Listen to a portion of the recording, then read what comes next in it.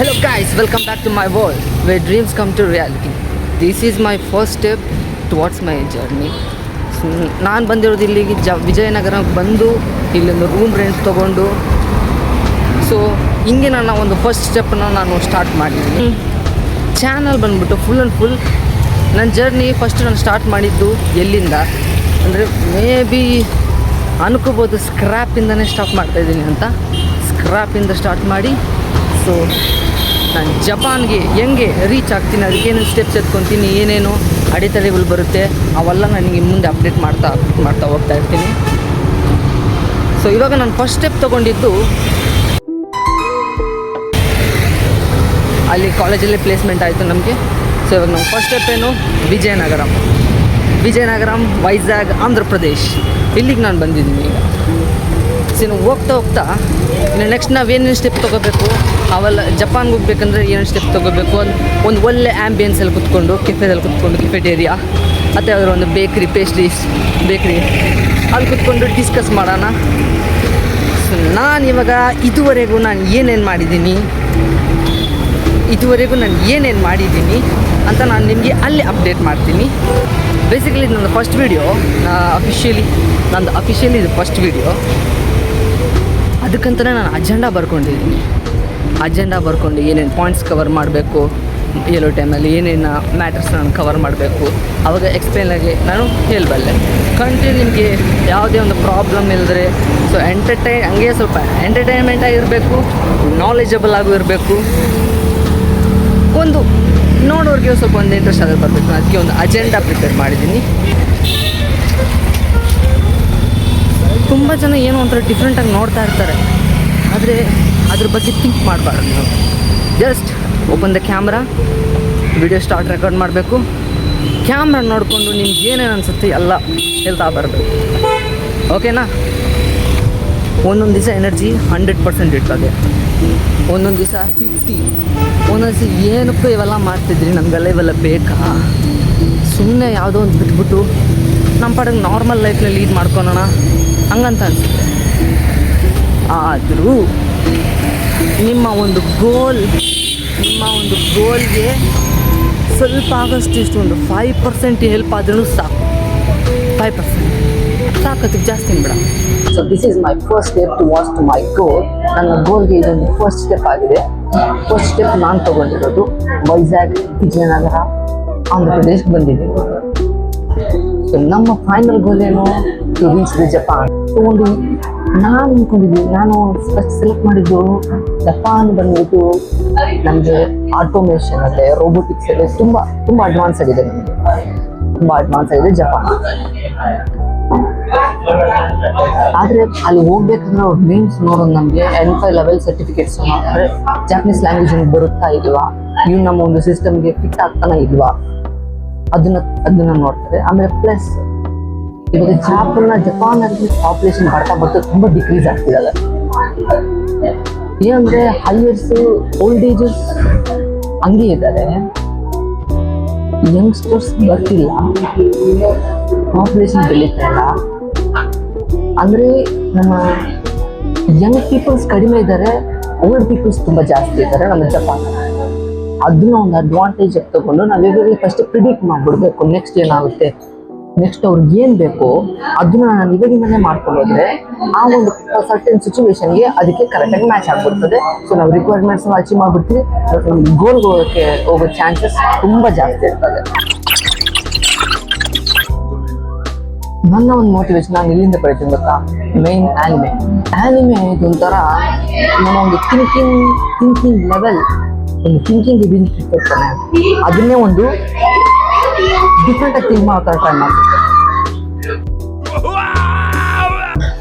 ಅವ್ರು ಮಾಸ್ಟರ್ಗಷ್ಟೇ ಒಂದು never ever give up, hard works always pays. ಅಂದರೆ ನೀವು ಮಾಡೋ ಹಾರ್ಡ್ ವರ್ಕ್ ವ್ಯರ್ಥ ಆಗೋದಿಲ್ಲ, ಪಕ್ಕ ನಿಮ್ಗೆ ರಿಟರ್ನ್ ಮಾಡುತ್ತೆ. ಇದು ಒಂದು ಶ್ಲೋಕ. ಇವಾಗ ನಾನು ಜಪಾನ್ಗೆ ಹೋಗ್ಬೇಕಂದ್ರೇನು, ಅಲ್ಲಿ 98% ಜನ ಎಲ್ಲ ಜಾಪನೀಸೇ ಮಾತಾಡ್ತಾರೆ, ಇಂಗ್ಲೀಷ್ ಅಷ್ಟು ಮಾತಾಡೋದಿಲ್ಲ.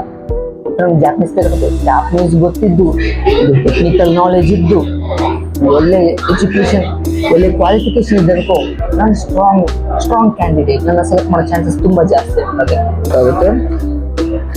ಸೊ ಇದೇ ನಮಗೆ ಬಂದಿರೋದು ನನ್ನ ಒಂದು ಫಲಿತಾಂಶ ಇದರಲ್ಲಿ ಅಡಗಿದೆ. ನನ್ನ ಒಂದು ಫಲಿತಾಂಶ ಏನಂದರೆ Japanese N5 level certificate. So ನೀವು ನೋಡ್ಬೋದು. ಓಕೆ, ಏನೈತಿ ಇಲ್ಲಿ Japanese language proficiency test, certificate of result and score. Okay, ಮತ್ತೆ ನಾವು ಬಂದು ಆಲ್ಮೋಸ್ಟ್ ತೆಗೆದ್ಬಿಟ್ಟಿದ್ವಿ. ನಮಗೆ N5 ಲೆವೆಲ್ ಬಂದ್ಬಿಟ್ಟಿದೆ. ಇವಾಗ ನಮಗೆ ಆಲ್ಮೋಸ್ಟ್ ಲ್ಯಾಂಗ್ವೇಜ್ ಸ್ಪೀಕರ್ ನಾವು. ಅದು ಫಸ್ಟಿಂದ ನಾನು ಆ್ಯನಿಮೇಸ್ ತುಂಬ ವಾಚ್ ಮಾಡ್ತಿದ್ದೆ, ಅದರಿಂದ ಸ್ವಲ್ಪ ಇಂಟ್ರೆಸ್ಟ್ ಜಾಪನೀಸ್ ಮೇಲೆ. ಎಕ್ಸಾಮ್ಗೆ ಒಂದು 15 days ಇದೆ ಅಂತಂದರೆ ಅವಾಗ ಬುಕ್ಸ್ ಆಲ್ರೆಡಿ ತೊಗೊಂಡ್ಬಂದಿದ್ದೆ. ಓದೋಕ್ಕೆ ಟೈಮ್ ನನ್ನ ಜೊತೆ ಒಬ್ಬ ಫ್ರೆಂಡ್ ಇದ್ದ, ಗಂಗಪ್ಪ, ಅವನ್ನ ಮಿಸ್ ಮಾಡ್ಕೊಂತೀನಿ ತುಂಬ, ಗಂಗಪ್ಪ ಅಂತ. ಅವ್ನು ನನ್ನ ಜೊತೆ ಎಲ್ಲ ವರ್ಕಲ್ಲೂ ನನ್ನ ಜೊತೆ ಇದ್ದ. ಜಾಪನೀಸ್ ಓದ್ತಿದ್ದ, ಅದ್ರೂ ನನ್ನ ಜೊತೆ ಬಂದ. ಅವ್ನು ನೆನೆಸ್ಕೊಂಡ್ರೆ ಒಂಥರ ಮೈ ಜಿಮ್ ಅಂತ. ಸೊ ನೋಡ್ಬೋದು ನೀವು, ನನಗೆ ಟೋಟಲ್ ಸ್ಕೋರ್ ಇಲ್ಲಿ 180ಗೆ 80 ಬಂದೈತೆ. ಅಂದರೆ ಪಾಸಿಂಗ್ ಮಾರ್ಕ್ಸ್ಗೆ 80 ಮಾರ್ಕ್ಸ್ ತಗೋಬೇಕು ನಾವು. 180ಗೆ 80 ಮಾರ್ಕ್ಸ್ ತೆಗೆದ್ಬಿಟ್ಟು ಪಾಸಿಂಗ್ ಮಾರ್ಕ್ಸ್ ನಮ್ಮದು. ಆ ಒಂದು ಪಾಸಿಂಗ್ ಮಾರ್ಕ್ಸ್ ಮಾತ್ರ ತಗೊಂಡಿದ್ವಿ. ಸೊ ಹಿಂಗಿರ್ತದೆ ನಮ್ಮ ಜಾಪನೀಸು. ಸೊ ಇದು ನಮ್ಮ main certificate of Japanese N5 level language. So ಇಲ್ಲಿ ನೋಡ್ಬೋದು, ಇಲ್ಲಿ ಮೆನ್ಷನ್ ಮಾಡಿರ್ತಾರೆ N5 ಲೆವೆಲ್ ಮೆನ್ಷನ್ ಮಾಡಿದ್ದಾರೆ. ಆಮೇಲೆ ಏನು ನಮ್ಮ ನೇಮ್, ಡೇಟ್ ಆಫ್ ಬರ್ತ್, ಆಮೇಲೆ ಏನೋ ಡಿಕ್ಲೇರ್ ಏನೋ ಮಾಡಿದ್ದಾರೆ. ಓಕೆ, ಇವರು this is to certify that the person named above has passed the N5 level of Japanese language proficiency test given in the July 2025, jointly administered by the Japan Foundation and Japan Educational Exchanges and Service. ಹಂಗೆ ಕೊಟ್ಬಿಟ್ಟು ಇನ್ನೇನೋ ಕೊಟ್ಟಿದ್ದಾರೆ. So ಹಿಂಗಿರ್ತದೆ ನಮ್ಮ original Japanese certificates. ಓಕೆನಾ, ಇದು ನಾನು. ಓಕೆನಾ, ಇದು ಜಪಾನ್ ಗೋಲ್. ಸೊ ನಾನು ಓದಿದ್ದೀನಿ ಜಪಾನ್ ಗೋಲ್ ಅನ್ನೋದು ಇಲ್ಲೇ ಇದೆ. ಇದ್ರಲ್ಲಿ ನಾನು ಫಸ್ಟ್ ರೀಚ್ ಆಗಿದ್ದು ಇದ್ರಲ್ಲಿ ನಾನು ಫಸ್ಟ್ ಲೊಕೇಶನ್ ಪ್ಲೇಸ್ ರೀಚ್ ಆಗಿದ್ದು ಯಾವುದು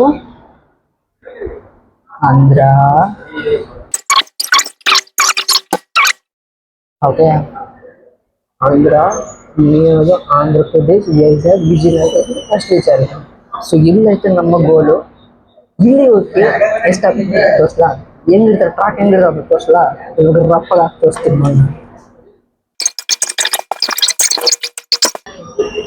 ಟ್ರಾಕ್ ಹೆಂಗಿರ್ತದ ಅಂತ ನೋಡೋಕೆ ರೆಡಿ ಆಗಿದ್ದೀರಾ? ಹಿಂಗಿರ್ತದೆ ನಮ್ಮ ಟ್ರಾಕ್. ನಾನು ಅನ್ಕೊಂಡಿದ್ದೀನಿ ಏನು ಇಲ್ಲಿಂದ ಇಲ್ಲಿಗೆ ಟ್ರಾಕ್ ಆಗ್ಬಿಟ್ಟಪ್ಪ, ಬಂದ್ಬಿಟ್ಟಿದ್ದೀನಿ ಫಸ್ಟ್ ಪ್ಲೇಸ್ಗೆ. ಇವಾಗ ಇಲ್ಲಿಂದ ಹೋಗಿ ಏನೇನು ಸ್ಟ್ರಗಲ್ ಆಗುತ್ತೋ ಗೊತ್ತಿಲ್ಲ.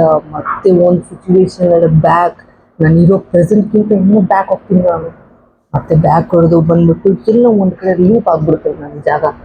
ಆ ಒಂದು ಏರಿಯಾದಲ್ಲೇ ಲೂಪ್ ಆಗ್ಬಿಟ್ಟು ಅಲ್ಲೇ ಇರ್ತಾ ಇರ್ತೀನಿ.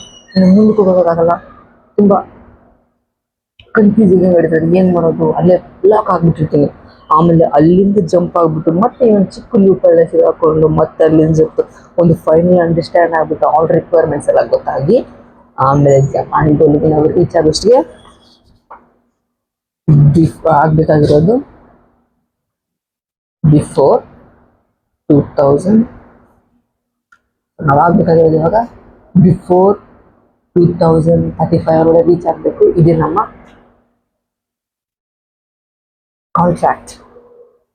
ಕಾಂಟ್ರಾಕ್ಟ್ ಅನ್ಕೋಬೋದು. ಯಾರು ನನ್ನ ಒಂದು ಗೋಲ್ಗೆ ನೀವು ಜಾಯ್ನ್ ಆಗಬೇಕು ಅಂದ್ಕೊಂಡಿದ್ದೀರೋ ಸಬ್ಸ್ಕ್ರೈಬ್ ಮಾಡಿಬಿಡಿ, ಲೈಕ್ ಮಾಡಿ ಆ್ಯಂಡ್ ಶೇರ್ ಮಾಡಿ. Thank you. That's all. Hello, bye.